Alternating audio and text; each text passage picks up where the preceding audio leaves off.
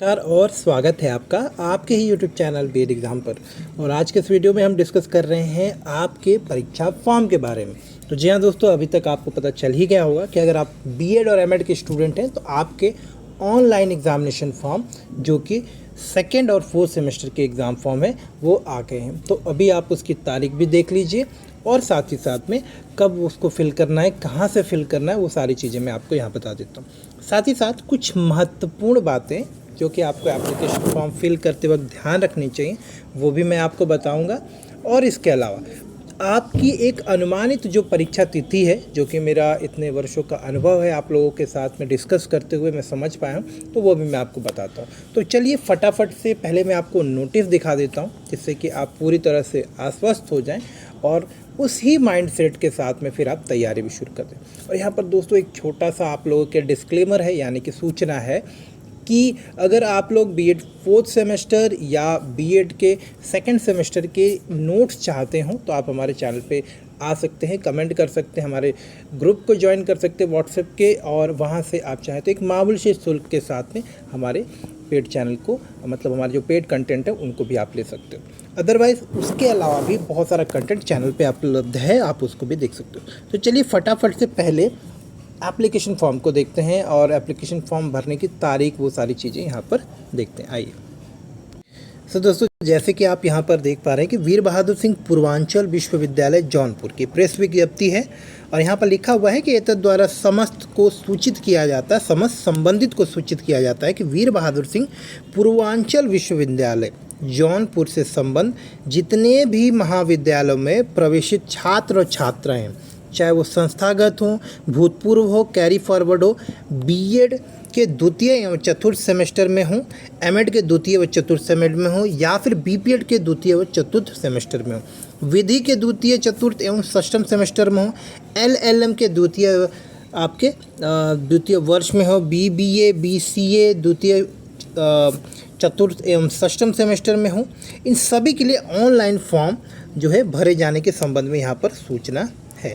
अब परीक्षा फॉर्म कब से भरा जाएगा, तो ये आप देखें यहाँ पर साफ साफ लिखा हुआ है कि परीक्षा फॉर्म भरने की जो प्रक्रिया शुरू हो जाएगी 22 मई से, यानी कि कल से शुरू हो जाएगी, और ये चलेगी कब तक, 4 जून तक, यानी कुल 10 दिन की पूरी प्रक्रिया होगी आपकी, 10 दिन से ज़्यादा ही हो गई। और इसके बाद परीक्षा शुल्क जमा करने की तिथि क्या होगी आपकी, 23 से लेकर 5, यानी कि आप देखिए कि आप कल ही फॉर्म भर सकते हैं और कल के बाद से 23 तारीख से आप शुल्क भी जमा कर सकते हैं। ठीक है, तो ये तो आपकी एक बेसिक सी इन्फॉर्मेशन। अब यहाँ पर बहुत ही इंपॉर्टेंट बात जो मैं आप लोगों के साथ में शेयर करना चाहूँगा दोस्तों, कि जब आप एग्ज़ाम फॉर्म फिलअप कर रहे होते हैं तो कई बार आप में से बहुत सारे ऐसे दोस्त होते हैं मेरे जो कि एग्ज़ाम फॉर्म फिलअप करते वक्त भी काफ़ी कंफ्यूज होते हैं पेडागोजी के सब्जेक्ट के कॉम्बिनेशन को लेकर या ऑप्शनल सब्जेक्ट के कॉम्बिनेशन को लेकर। तो पहले मैं पेडागोजी यानी कि सेकेंड सेमेस्टर के संबंध में आपको बता देता हूँ। आपको आपके कॉलेज वालों ने जो भी विषय से आप अभी बीएड कर रहे हैं उसके संबंध में जो उपलब्ध आपके पेडागोजी के सब्जेक्ट होते हैं वो आपको ज़रूर बताएंगे। उदाहरण के लिए अगर आप साइंस के स्टूडेंट हैं, बीए आप फॉर एग्जांपल आपने बीएससी किया हुआ है, ध्यान रखिएगा, एमएससी किया हुआ है, बीटेक किया हुआ है, ठीक है, आपने जो भी कुछ भी टेक्निकल कोर्स किया हुआ है, ठीक है, बीएससी एग्रीकल्चर, यानी कि साइंस बैकग्राउंड से अगर आपका टच है, आप साइंस बैकग्राउंड के स्टूडेंट कहीं भी रहे हो अगर आप, तो आपके पास में एक नेचुरल सा कॉम्बिनेशन जो यूजुअली सभी आपके कॉलेज वाले देते हैं वो आपका पेडागोजी का होगा। तो आप हो सकता है उसमें बायोलॉजी एक ऑप्शनल सब्जेक्ट ज़रूर लोगे, या फिर अगर मैथ्स के होगे तो आप मैथ्स ले सकते हो। ठीक है, तो इनमें से कोई एक ऑप्शनल तो आप ज़रूर लेते हैं। इसके अलावा फिजिकल साइंस आपका एक सब्जेक्ट होता है। अब ऐसा नहीं करिएगा कि आप साइंस से आप बीएड कर रहे हैं, यानी कि आपने स्ट्रीम साइंस लिया है और आप बोलोगे कि नहीं सर मैं यहाँ पर ना सोशल साइंस ले लेता हूँ, या मैं होम साइंस ले लेता हूँ, या मैं लैंग्वेज ले लेता हूँ। जो भी मैं चीज़ें बोल रहा हूँ ये कॉम्बिनेशन आपको आपके कॉलेज वालों ने भी उपलब्ध कराया होगा, तो उसी के हिसाब से आप करेगा, क्योंकि जो कॉम्बिनेशन आप लेते हैं वो प्रैक्टिकल भी होना चाहिए। मतलब ये नहीं कि आपको सिर्फ ईजी लग रहा है एग्ज़ाम देने में तो आप बस उसको ले लोगे। आप पेडागोजी सब्जेक्ट इसलिए पढ़ते हो क्योंकि आप उसको पढ़ाना सीखोगे, और फिर जब वो सब्जेक्ट आपको एज ए टीचर मिले तो आप उसको अभी जो सीखा गया है पेडागोजी में, जो भी स्किल आप सीखे होगे वो यूज़ करोगे। तो अगर आप साइंस के टीचर बनने वाले हो तो सोशल साइंस सिखाने की विधियाँ क्यों सीखोगे? तो बस यही मेन कॉन्सेप्ट है। लॉजिक ये है कि जिन विषय को आपको आगे चल के पढ़ाना है आप उसी से संबंधित पेडागोजी के सब्जेक्ट को ऑप्ट करते हैं एज ए ऑप्शनल। ठीक है, तो ऑप्शनल सब्जेक्ट की लिस्ट तो आप लोगों के पास में होगी, आपके पास में होगी, आप उससे देख लीजिएगा। मैं जस्ट आपको एक गाइडलाइन दे रहा हूँ। सिमिलरली अगर आप आर्ट्स के स्टूडेंट हो, जैसे कि आपने BA BSc BA वाले स्टूडेंट हैं, ठीक है, आर्ट्स वाले स्टूडेंट, तो अब आप जो है सोशल साइंस लेंगे। अब ये नहीं कि आप जिद करने लगे मैं मैथ्स में बहुत अच्छा हूँ तो मैथ ले लो, नहीं। आप जब सोशल साइंस से B.Ed करें तो सोशल साइंस ही लोगे आप, यानी तो सोशल साइंस ले सकते हो। हाँ, आप लैंग्वेज ले सकते हो, आप होम साइंस ले सकते हो। तो इस तरह के कॉम्बिनेशन आप ले सकते हो जो आपने अपने ग्रेजुएशन के स्तर पे पढ़ा होगा। ठीक है, इस तरह से टेक्निकल कोर्सेज वालों को मैंने बता दिया कि B.Tech BCA BSc MCA diploma, इस तरह के जो कोर्सेज हैं। एग्रीकल्चर वाले में जो स्पेशलाइज कोर्सेज हैं, तो इस तरह के जो स्टूडेंट हैं वो साइंस की कैटेगरी में ही आते हैं। तो वो यूजुअली आपके फिजिकल साइंस ले लेंगे एक ऑप्शनल, और दूसरे ऑप्शनल में आप जो है बायोलॉजी या मैथ में से कोई एक ले सकते हो। अभी आप जिद करोगे कि आप बोलोगे कि सर मैं लैंग्वेज भी तो ले सकता हूँ, तो देखिए लैंग्वेज आप ले सकते हो, लेकिन आपको लैंग्वेज पढ़ाने को शायद ना मिले आगे चल के एज ए टीचर। मतलब एक टीचर तो कुछ भी पढ़ा सकता है, लेकिन टेक्निकली आपको जो असाइन होगा वो आपको आपके विषय से संबंधित ही सब्जेक्ट असाइन होते हैं। ठीक है, जहाँ तक मेरी जानकारी है। तो अगर कोई त्रुटि हो तो ज़रूर बताइएगा। तो अगर आपसे कॉम्बिनेशन सही नहीं लेंगे तो आपको फिर वो सब्जेक्ट पढ़ने का फ़ायदा ही क्या। तो इसीलिए आपका कॉम्बिनेशन भी आपके कॉलेज वाले आपको बताते हैं। और इसी तरह से अगर आप कॉमर्स के हैं, जो कि पूर्वांचल यूनिवर्सिटी में भी अभी ऑप्शन नहीं मिल रहा, कॉमर्स है इकोनॉमिक्स है, तो खैर उसका कुछ नहीं कर सकते। आपको सोशल साइंस और होम साइंस फिजिकल साइंस बहुत सारे ऑप्शन हैं जो आपके कॉलेज वाला उपलब्ध कराएं, आप उन्हीं को लें। ये नहीं कि आपके कॉलेज वाले कुछ और कॉम्बिनेशन दे रहे हैं और आप अपनी मर्जी से कुछ और ले लें।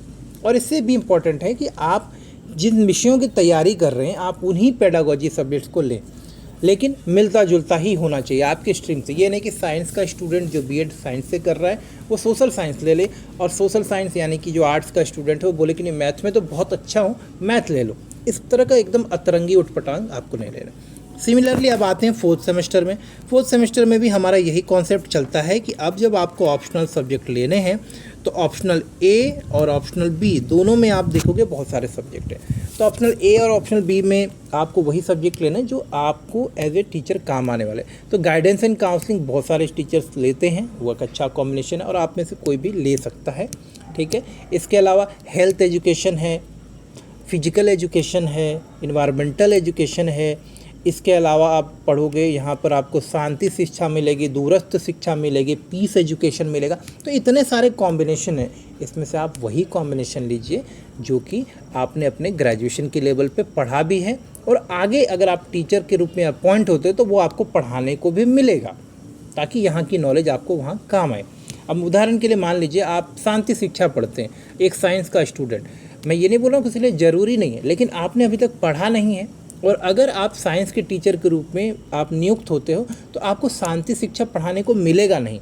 आपको पढ़ाने को मिलेगा इन्वायरमेंटल एजुकेशन, हेल्थ एजुकेशन, आपको डिस्टेंस एजुकेशन भी शायद मिल सकता है, लेकिन एकदम से अतरंगी विषय नहीं मिलेंगे। तो आपको सब्जेक्ट का कॉम्बिनेशन ऐसे ही फिल करना है कि जो आपको आता है। और अगर आपको ये बिल्कुल भी ना समझ में आ रहा हो दोस्तों, तो मैंने इसके ऊपर एक डेडिकेटेड वीडियो बनाया है। उसमें थोड़ी सी म्यूजिक में एक्सपेरिमेंट कर रहा था तो गलती से वो ज़्यादा तेज़ हो गई साउंड, तो माफ़ी चाहूँगा उसके लिए। मैं उसका लिंक आपके लिए डिस्क्रिप्शन में डाल देता हूँ, आप देख लीजिए, आपको समझ में आ जाएगा कि क्या क्या कॉम्बिनेशन आपके लिए अच्छा रहता है। ठीक है, चलिए आगे देखते हैं। तो ये नोटिस भी हो गया। और मोस्ट प्रोबेबली देखिए, जैसे कि यहाँ पर दिख रहा है कि 5 जून तक जो है आपके एग्ज़ाम होंगे। 5 जून तक आप परीक्षा शुल्क जमा कर सकते हो, अंतिम तिथि है। तो यहाँ से 10 दिन का समय आप ज़्यादा से ज़्यादा ले लो कि आपके एग्ज़ाम होंगे, क्योंकि देखिए आपके 4-5 जून तक तो रिज़ल्ट आने वाले हैं, उसके बाद बहुत सारे एग्ज़ाम भी हैं। तो आप मोस्ट प्रोबेबली 10 दिन का समय और, यानी कि 15 जून के आसपास से आप उम्मीद कर सकते हो कि आपकी परीक्षाएं शुरू हो जाएंगी। ठीक है, तो आप यहाँ पर ये देख सकते हो। अगर सब्जेक्ट का कॉम्बिनेशन आपको ना समझ में आया तो आपको मैं वीडियो भी दिखा देता हूँ, जहाँ की आप इस सब्जेक्ट को जाके देख, तो आप हमारा ये वीडियो देख सकते हो। यहाँ पर वो सारे कॉम्बिनेशन दिए हुए हैं, इसका लिंक मैं आपको डिस्क्रिप्शन में दे देता हूँ अगर आप सेकेंड सेमेस्टर में हो, और फोर्थ सेमेस्टर वालों के लिए भी मैं आपके यहाँ पे एक डिस्क्रिप्शन दे देता हूँ, यहाँ पे लिंक दे दूँ।